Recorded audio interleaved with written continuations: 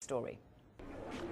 When President Obama visited Africa earlier this month, he went to Ghana, an example of relative success on a continent held back by repeated cycles of government failure. Mr. Obama said it was time African leaders stopped blaming the outside world. Development depends on good governance. That is the ingredient which has been missing in far too many places for far too long. That's the change that can unlock Africa's potential. And that is a responsibility that can only be met by Africans. President Obama's father was Kenyan, and Kenya had high hopes it would be honoured with the prestigious visit. But the government there is riddled with corruption, and the poor only sink further into misery. 40 years ago, Kenya had an income per capita higher than South Korea. Now it trails behind. Nigeria's been blessed with a large population and vast oil wealth, yet the Niger Delta, where the oil is mined, has become a quagmire of corruption and conflict, with oil smuggling now out of control. The truncated limbs from Sierra Leone's civil war are just the most visible scars of a conflict fueled by competition over the country's valuable diamond deposits. And these are coltan miners in the Democratic Republic of Congo. The mineral they're paid $1 a day to extract is sold on for huge profits to companies that make mobile phones. But according to a new report, the trade is financing conflict. Global Witness says that across the east of the DRC, both the Congolese army and rebel groups compete over rich seams of cassiterite or tin ore, gold and other minerals, leaving civilians devastated in their wake. The minerals are sold on to Western companies through intermediaries. These companies are not doing enough to analyse their supply chains and to really interrogate where these minerals are coming from. So we're not actually saying they're doing anything illegal. That's an important point to make. But they're not doing the necessary due diligence to ensure that they're not buying minerals that have effectively come from warring parties. One of the companies featured in the report is Tysarco, the world's fifth largest tin-producing company, owned by British metals giant AMC. They robustly dismiss the claims and say they've recently enhanced their due diligence program to make their supply chain more transparent. Africa's so-called resource curse is man-made, which makes it at least curable. But the continent also has to cope with the challenges of nature and disease. Whatever the causes of all the poverty, the net result, 22 million children in Africa go hungry every day. Emily Buchanan, BBC News. Well, a little earlier, I spoke to John Kufuor, who stepped down as president of Ghana this year. He's now a global ambassador against hunger for the UN's World Food Programme. I put it to him that oil and natural resources has so far proved more of a curse than a blessing for Africa. I wouldn't say these finds have been altogether a curse. There's a good aspect in the sense that I want to use Ghana as an example.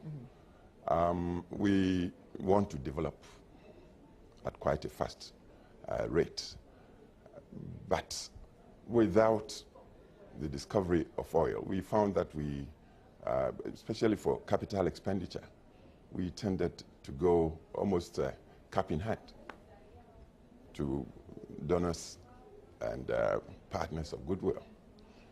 Without find, and of course assuming good governance would be the order of the day, I'm sure would be resourced enough from our own sources. But you've hit the nail on the head there, haven't you, really? I mean, as you say, of course, if you take Ghana as an example, yes, about 3 billion barrels of oil possibly in reserves by 2010. Your country could be producing something like 250,000 barrels a day. Yes. And people are saying, though, look, we're worried that the corruption that we've seen in Nigeria with all its oil wealth is going to be replicated in Ghana. I won't discuss other countries, but in the sense of Ghana, I would say I'm sure the people are determined to ensure there's good governance, accountability, and quite a good measure of transparency. You were president for 2 terms. Have you left a good, solid basis that you can make sure that there's not going to be corruption, particularly fueled by the discovery of oil?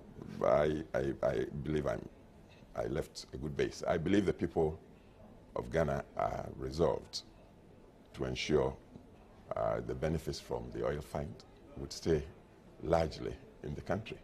Barack Obama visited Ghana about 10 days or so ago because of its democratic credentials, he said.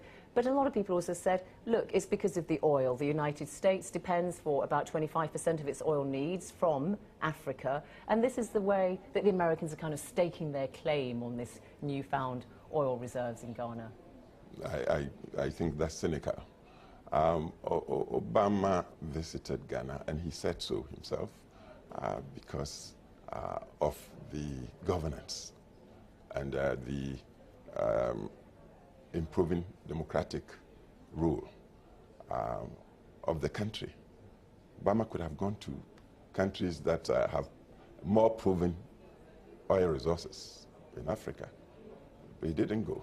You must be worried. OK, you're saying that one shouldn't be cynical, but you must be a bit concerned that there could be a bit of a destabilising rivalry for the resources of Africa between the United States and, say, the Chinese, who we know are engaged in lots of infrastructural projects in Africa in return for access to raw materials.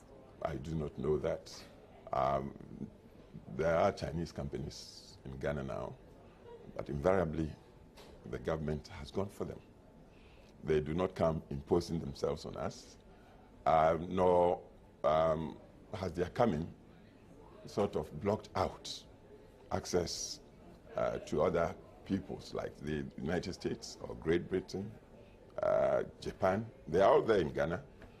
And of course, I should admit that governments should negotiate well with whoever comes, whether it's Chinese, Indian, or whoever. Okay, you've just been appointed a new global hunger ambassador for the United Nations World Food Programme. I mean, Africa is really such a wealthy continent. It should be able to feed its people. And yet it's its governments that have let the people down, wouldn't you say? It's rather simplistic to put all the blame on the governments. What has happened is that we haven't been too efficient in the management of our resources. But I tell you, Africa is changing very fast. And this I can say for all of Africa. And with that, I expect perhaps within a generation, Africa will come into its own. So the overdependence on outside sources for, say, food, basics like food, would be reduced. But in the meantime, I support aid and trade. Some people say it should be trade, not aid. Where we are in terms of development now, I would say we still need some aid. And the important thing is to use the aid that comes efficiently for the benefit of the people. So when they invited me to go, I was very happy, because I still believe I have got some use to me, even after the presidency of Ghana. And this is the way I want to use the insights and experiences that I've gained as a former president. John Kufuor, who stepped down as president of Ghana in January this year. Now,